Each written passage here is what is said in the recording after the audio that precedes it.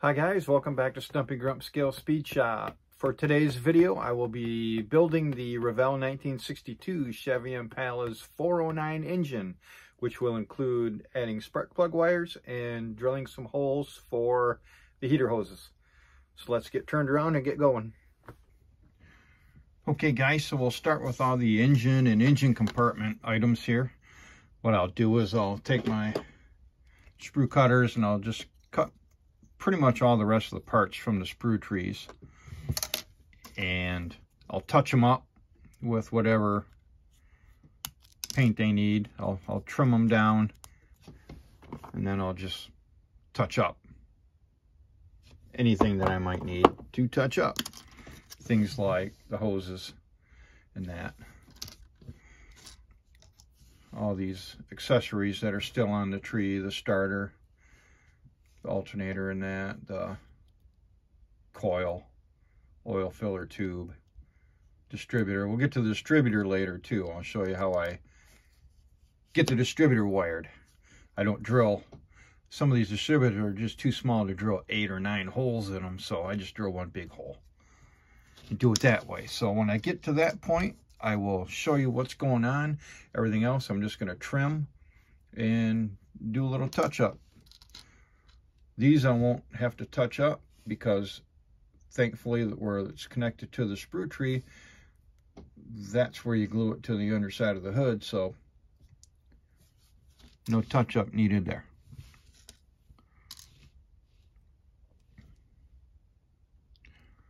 So I'll cut the video or cut it in when I get to these items, so I'll see you then.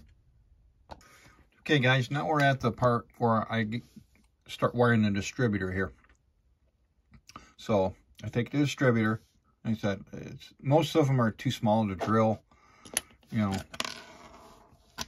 fumble around here. Drill 9 holes in here, 8 for the wires and 1 for your coil. So what I do is I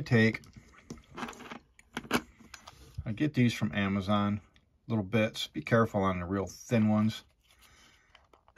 They'll break pretty easy. But I take the biggest one in this bunch, and I just do a starter hole. I've already done it, but I just kind of really find that center point and start a center hole. And then I have another bit here, and then I just go in the center of that and drill that hole. Not all the way down, just down enough to where your wires here will connect in. So now we'll get to the wiring. Okay, I use this wire wrapping wire. I'll put a link in the description for this at Amazon. So I have all these colors ready to go now, all rolled up. This one I'm using the blue. I've already cut them, measured out 2 inches and cut them. So here's 9 wires ready to go into the distributor that I've already drilled, and you just set them down in. Hold it for a few seconds.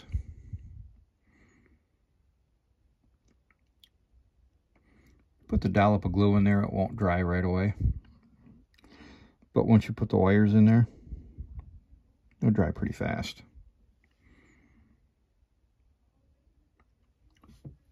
I'll take one of my clips here.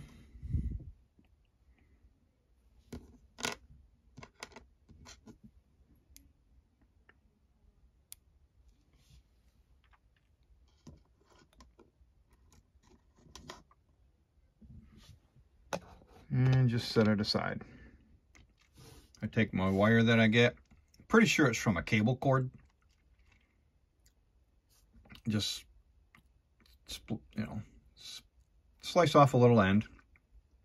Pull the copper wire out that you use to pin your parts. Like that. Just pull that copper wire out.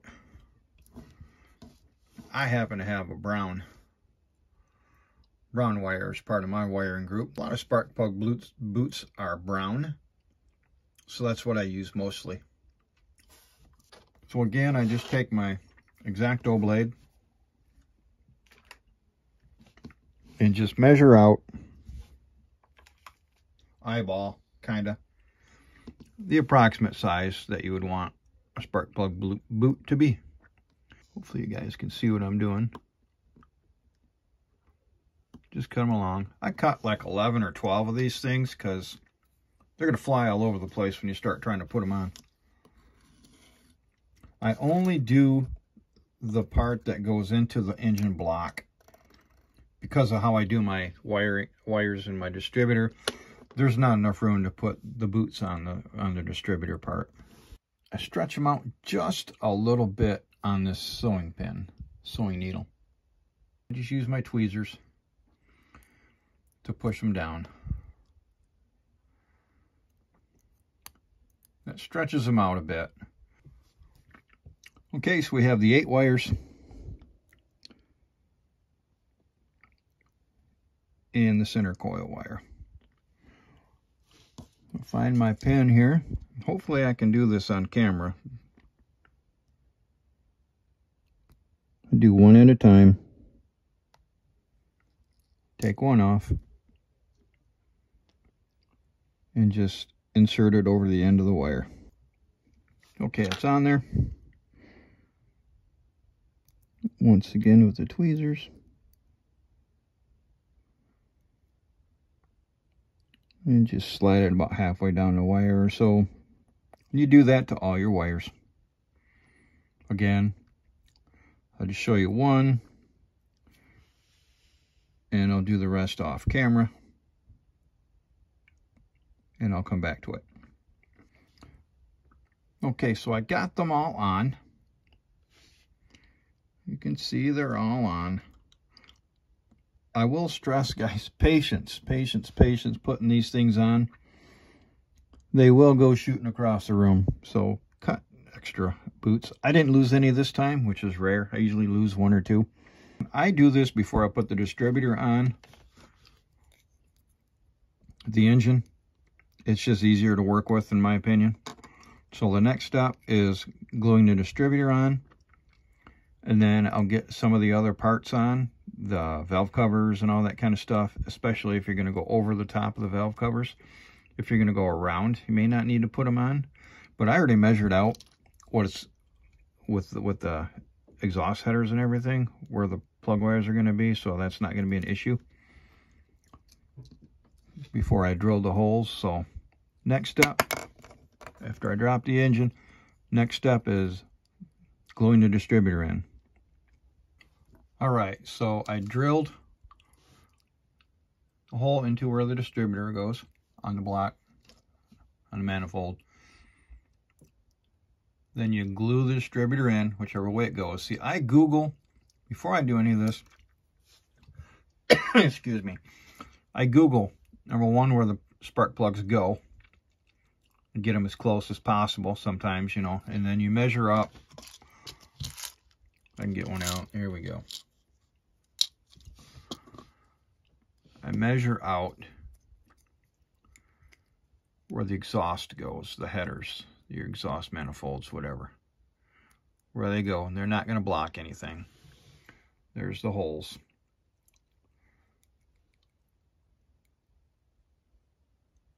So I can either go around the valve cover or over the top.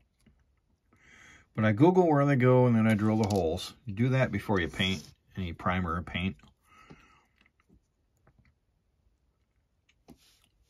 You also want, I Google while I'm there, how the distributor sits, especially when you have the vacuum advance here. So I'll do that. I will Google where that sits before I glue it in, and then I'll glue it in, whether the vance is on the left side, driver's side, passenger side, I don't know. Straight back, we'll see. And then I'll glue it on. And then, like I said, I'll do the assemblies, see how the wires run for the most part. This is a custom car. You can have the wires run whichever way you want, I guess. And then I will come back and run the wires. Okay, guys, so I'm going to try to do this way. and get my toothpick out for my glue. I have to take my glasses off to see, and I'm half blind, so it's gonna be pretty tough for me to do with the camera sitting right in front of me. I got to work around, but we'll see what we can do here. The first thing I do is I Google where the spark plug wires go, you know, the firing order. I actually try to do the firing order.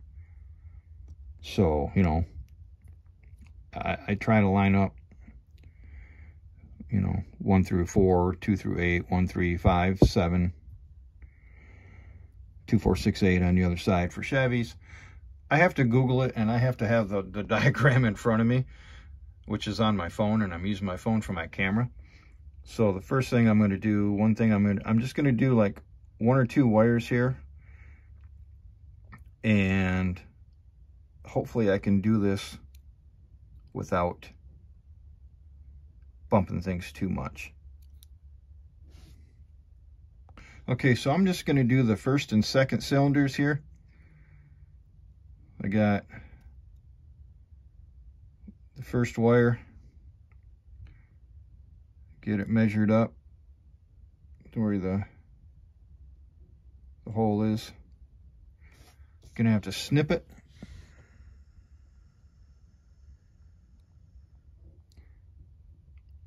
A little bit. I'm gonna set it down. I use my Bob Smith Industries Instacure with the Riders label on it. That's where I got it from.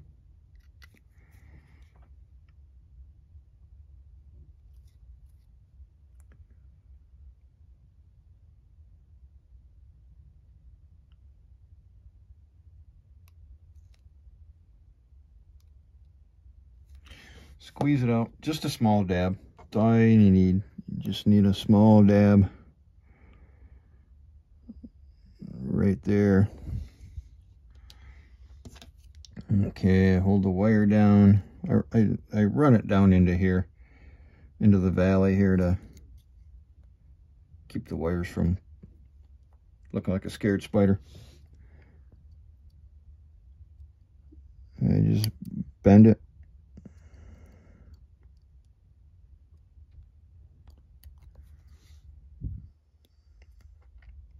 And slip it in. And there you go. Spark plug wire for cylinder number 1. This is the second one. So I'm going to run this across the other side. Again, I run it down close to the manifold. Hold it against the valve cover. Like so, and once again, I can hold it. The boot has to come up a little bit further.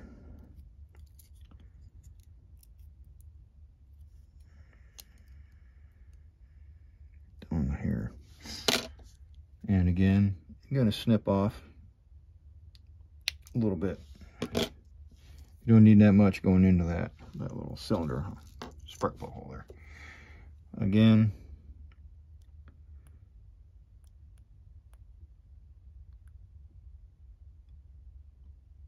just a dab of glue.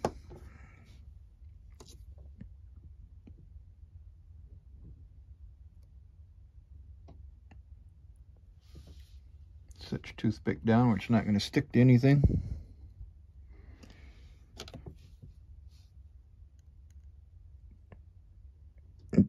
Take my tweezers, fold it up, and then it goes.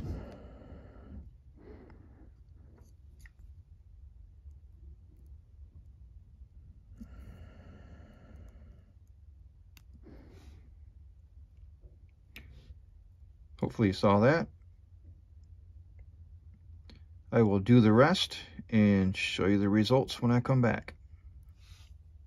Here is the finished project with all the spark plug wires in. We'll flip it around to the other side.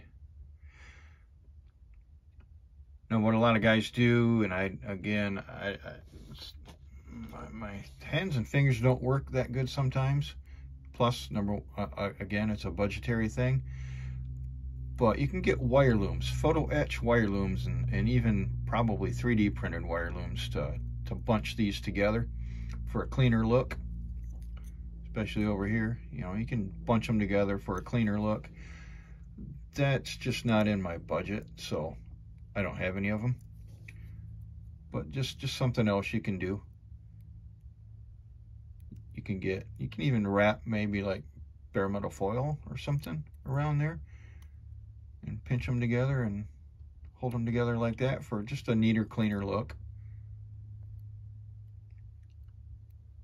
But I'm just going to leave mine as is. And this is your coil wire, which will just go next to the distributor end of the coil. Or if you use an aftermarket XL coil or something, mounts on the firewall or fender well or something like that. But yeah, it's your coil wire. Run it wherever you want to run it. Okay, so I decided against doing battery cables on this particular build. I just don't want to get into that. I don't do them very often. But I am going to do heater hoses coming off of here. So what I do is, once again, I Google the location of where the hoses go on the block. One goes into the water pump and one goes into the intake right there. So I just drilled holes there and find out where they go on the firewall, which I think they go just above the heater box here on the firewall. So I'll drill holes there, and then I will use my 2-meter cable, 1 millimeter width diameter cable that I got from Hobby Link, which is a perfect size for a heater hose.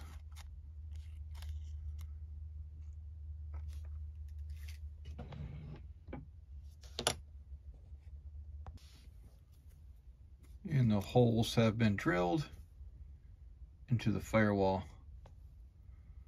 accordingly, and we will get to that step later on in the build toward the end, once everything's put together almost. It's one of the last things I'll do. So we'll include that when we get to it. So the rest of the assembly on the engine went smooth with no issues, as I expected on this kit. Everything just fit right into place. I did add a couple of decals here, the oil filter, for extra detail. But there's the engine, all done. Now you can always add things like Tamiya Panaline accent color or any kind of wash that you use, homemade, whatever it is, to add rust and grime and grease and stuff to your engines and transmissions and stuff like that to make it look more realistic. This build is more of a show car trailer queen, so I'm not going to put any of that stuff on it. So here is the finished engine, ready to be installed. Thanks for watching this episode. The next one will cover the interior. I will be detail painting and assembling the interior. That'll be the next episode. So thanks for watching and stay tuned.